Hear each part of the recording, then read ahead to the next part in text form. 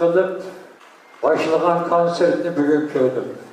Ben bugünkü yaşta bu derecede de oynamakta. Beni hayal kıldılar. Ben sizlere okşaş Allah'ın bilen nakşını başlayıp Allah'ın bilen tüketken bu da konsertleri görmek tüken. Sizlere çok bırakma. Çok bırakma. Bugün saatin oşuk vakit yaşlar avazı tebessüm keçiligini görüp nahayeti çoğun bir hayacanlı bölünüp oturumuz.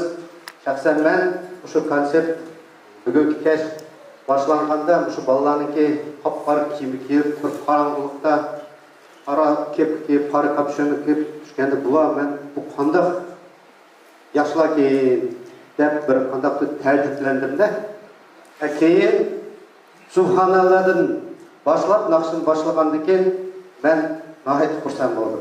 Bugünkü bizning yaşlarımızdan karangılıktan yorug'lik intilganligini, ya'ni bilimga intilganligini söyledim. Yangrab bugün nakşı köy sazı, kökni kuşti tılga pervazı, iman, ahlak, bilimni degen üçmüsün hiç yaşla avazı.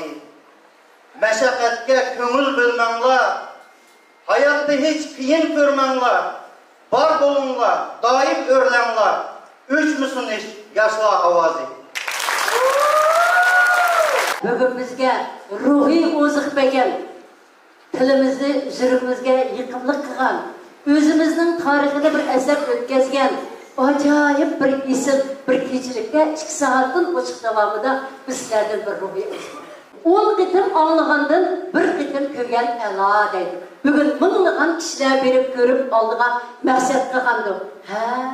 Men hayotimdan nimani xatolashdim? Men nima uchun o'zimning tilini so'ymay qoldim? Men nima uchun o'rganmay qoldim?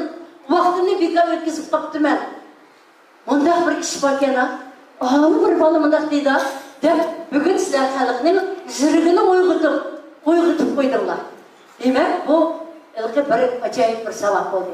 Hurmatli yoshlar ovozi, xalqimizning jamiyatlik ishlariga faol qatnashib, elimizning rivojlanishiga Qozog'iston xalqining do'stligini mustahkamlashga va ana tilimizni saqlashiga, milliy madaniyatimizning bilinishiga qo'shgan to'hfalar uchun tashakkurnoma bilan mukofotlanganlar deb yoshlar ovozini topshirishga ruxsat qiling.